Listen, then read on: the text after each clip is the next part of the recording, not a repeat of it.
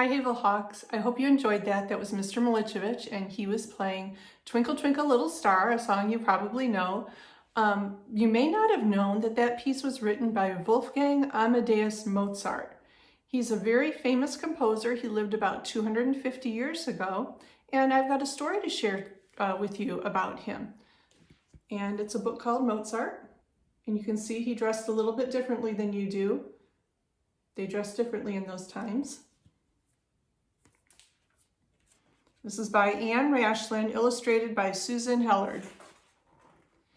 Nannerl was having a music lesson. Her father Leopold was teaching her. Little Wolfgang Mozart was watching and listening to every note she played. When her lesson was over, he asked, "Please, may I have a lesson, Papa?" "You are too little, Wolfie," said Father Mozart. When Father Mozart and Nannerl left the room, little Wolfgang went up to the clavier and pressed the keys. He smiled. The music sounded beautiful. Father Mozart heard him and came to see. Wolfgang was playing correctly without anyone helping him. Father Mozart decided to give his little boy music lessons.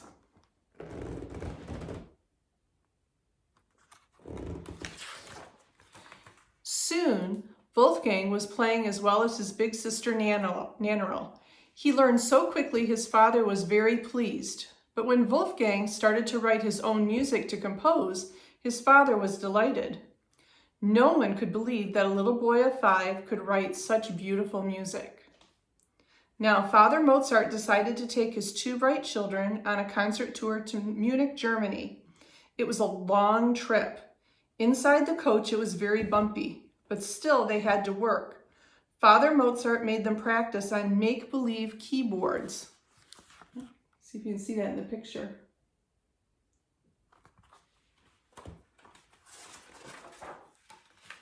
As soon as they arrived in Munich, people began to talk about the talented little Mozart children.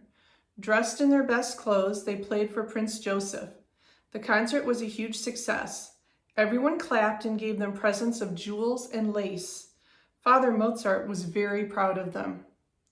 One large lady was so excited that she ran over to the little boy, picked him up in her arms, and gave him a loud, sloppy kiss. "Yuck," said Wolfgang as he wriggled away and wiped his face. I'm sure you've done that sometimes too. Back home in Salzburg, Austria, Wolfgang was so pleased to see his mother and his funny little dog, Bimperl. He had missed them very much. Wolfgang hugged Bimperl and then wrote a little minuet to celebrate his return. It was January 1762, just days before his 6th birthday. A few days later, Father Mozart gave Wolfgang a present. It was a little violin. That night, when Papa's friends arrived carrying their instruments, Wolfgang ran to get his own little fiddle, but Papa shook his head.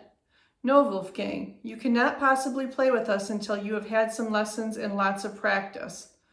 Wolfgang burst into tears.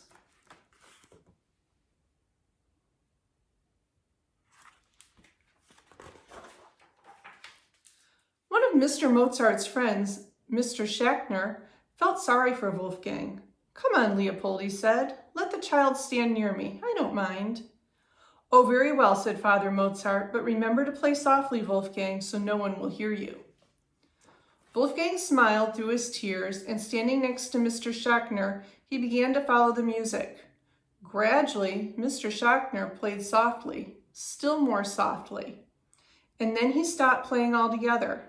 Little Wolfgang continued playing. Father Mozart couldn't believe his eyes or ears. How could his little boy play such difficult music without any lessons?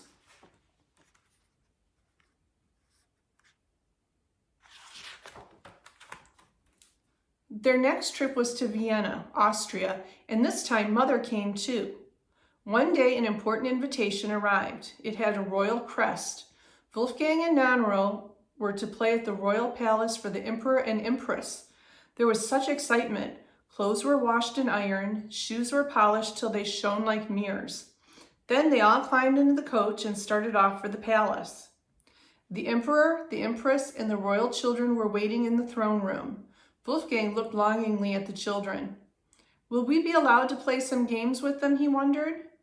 First, Wolfgang performed, then Nannerl. Then they played duets together.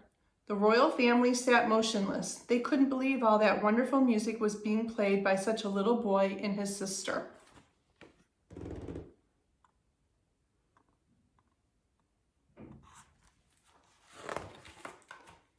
While Mr. and Mrs. Mozart talked with the Emperor and Empress, Wolfgang and Nannerl played with the royal children. "Whoops!" cried Wolfgang as he slipped and fell over on the polished floor. The little Archduchess, Marie Antoinette, helped him to his feet. "You are very kind," said the little boy. "When I grow up, I will marry you." After the children had gone home, their hands filled with gifts from the Empress, the Emperor stroked his chin. "What a smart little boy! We must invite them again. I will test him a little. I would like to find out if he is as good as he seems."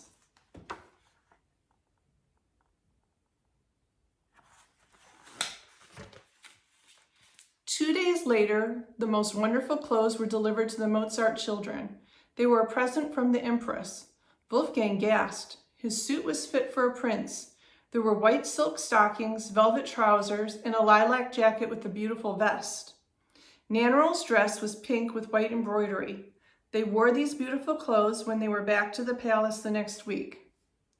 "Mr. and Mrs. Mozart, Master Wolfgang, and Miss Nannerl," announced the footman. As soon as Wolfgang saw the Empress, he ran across the floor, climbed on her lap, flung his arms around her neck, and gave her a big kiss.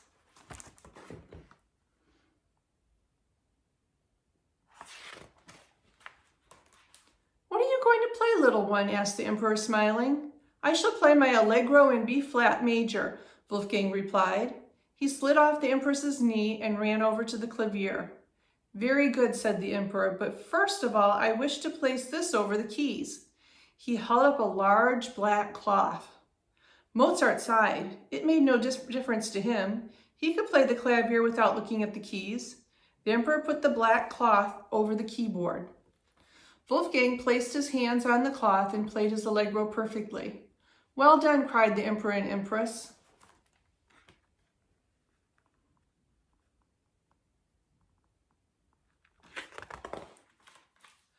Father Leopold took Nannerl and Wolfgang to many different countries. One trip lasted 3 years and 5 months. Wherever they went, they gave concerts. Everyone admired them and gave them presents. They called Wolfgang Mozart the Wonder Boy. Wolfgang grew up to become one of the greatest composers of all time. Even today, people all over the world love to perform and to listen to his wonderful music. Wolfgang Amadeus Mozart wrote over 700 works, including symphonies, concertos, sonatas, and masses. He wrote 23 operas. The most famous of these are The Marriage of Figaro, Così fan tutte, Don Giovanni, and The Magic Flute.